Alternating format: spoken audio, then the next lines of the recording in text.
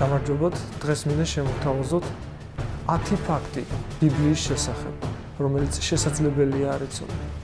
ფაქტი პირველი. ბიბლია არის ყველაზე გაყიდვადი წიგნი მთელ მსოფლიოში. ბიბლიის საზოგადოებამ გამოიკვლია, რომ 2.5 მილიარდი ბიბლიის წიგნი დაიბეჭდა სულ 1815-1975 წლებში.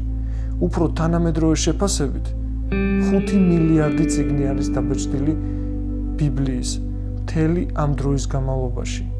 ბიბლია თარგმნილია 349 სხვადასხვა ენაზე და 2123 ენაზე თარგმნილია როგორც მინიმუმ ერთი ბიბლიური წიგნი. ფაქტი მეორე. ბიბლია დაწერილია სულ სხვადასხვა პიროვნებების მიერ დიდი პერიოდის განმავლობაში.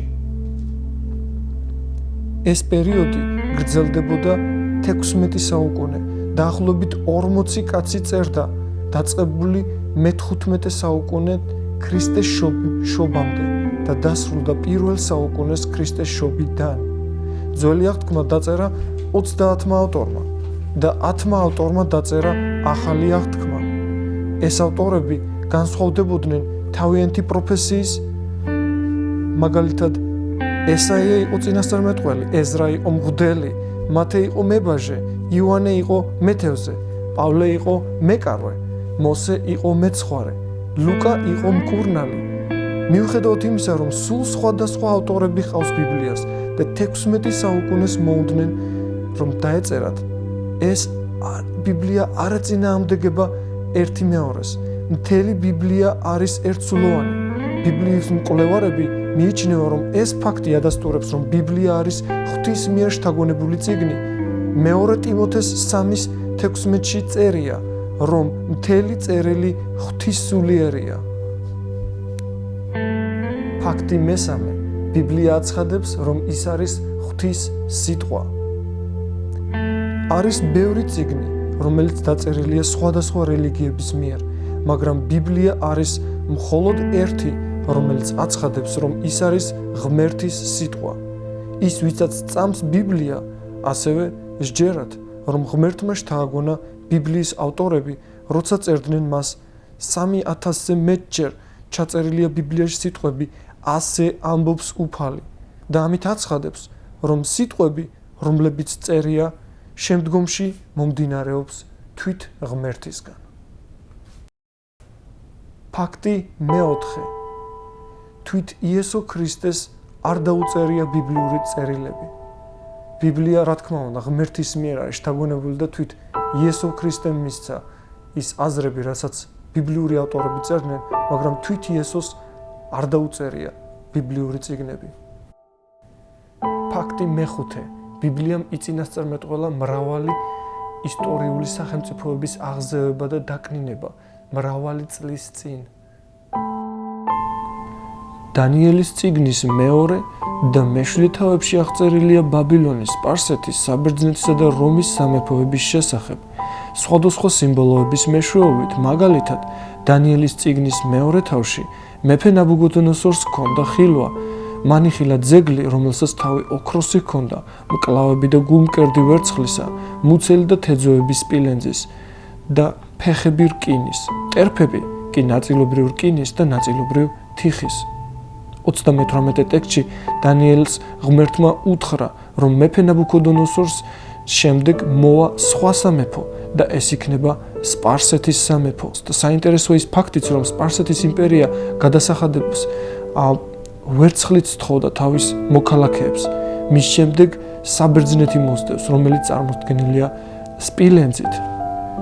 და საბერძნეთის შემდეგ მოდის რომაელთა იმპერია, რომელიც რკინით არის წარმოდგენილი. რომი რკინასავი ძლიერი იქნებოდა. ისტორიკოსებიც კი მოიხსენიებენ რომს როგორც რკინის სამეფოს, თუმცაღა რომის სამეფო დასრულდა 467 წელს ახალი წელთაღრიცხვით. ბარბაროსულმა ტომებმა გაიყოს ის 10 ნაწილად, რომლებიც არიან დღევანდელი ევროპული ქვეყნები. ეს იმას მიუთითებს, რომ ევროპა ვერ გაერთიანდება, იმიტომ რომ რკინა არ შეერევა თიხას. მთელი ისტორიის განმავლობაში ლიდერები, როგორიც იყვნენ ნაპოლეონი, კაიზერ ვილჰელმი, მუსოლინი და ჰიტლერი უნდათ მათ რომ აეშენებინათ ახალი ევროპული იმპერია, უნდათ გაერთიანება, მაგრამ ბიბლიის ამ ტექსტებმა შეაჩერეს ყოველივე ეს. ფაქტი მე-6. ბიბლია არის მეცნიერულად სწორი წიგნი.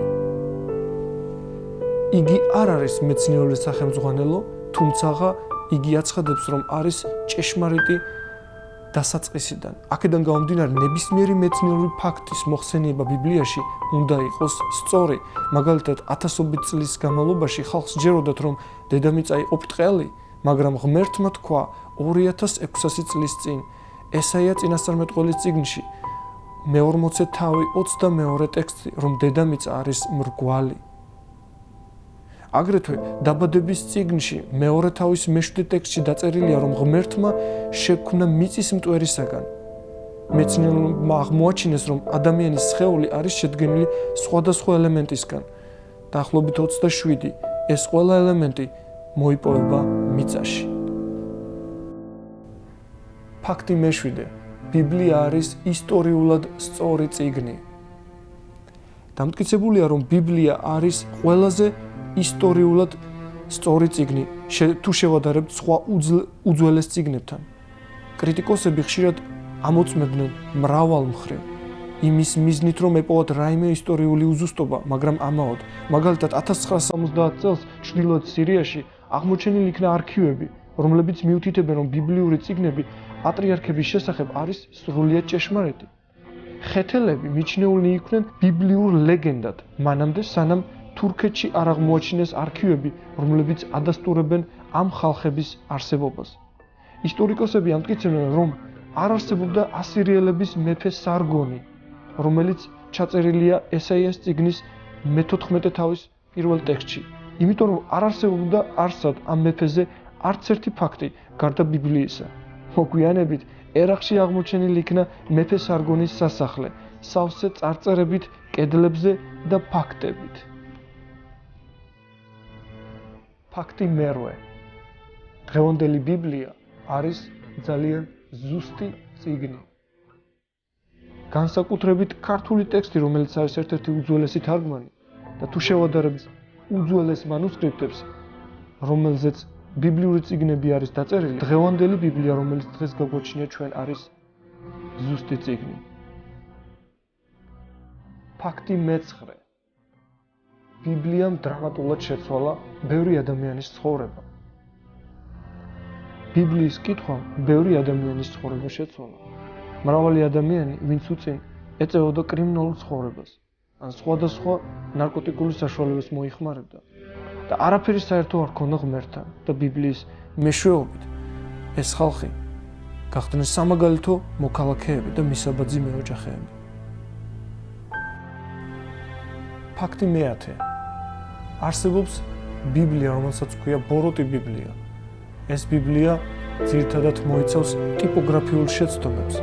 მაგალითად, ათმცნებაში, როდესაც წერია არ იმრუშო, ამ ბიბლიაში წერია პირიქით. გამოსვლის მე-20 თავი მე-14 ტექსტი. ვინც დაბეჭდა ეს წიგნი, ისინი დაჯარიმდნენ დიდი თანხით თავის დროზე. უმრავლესობა ამ ბიბლიების გაანადგურეს, მაგრამ სულ რამოდენიმე გადაურჩა განადგურებას.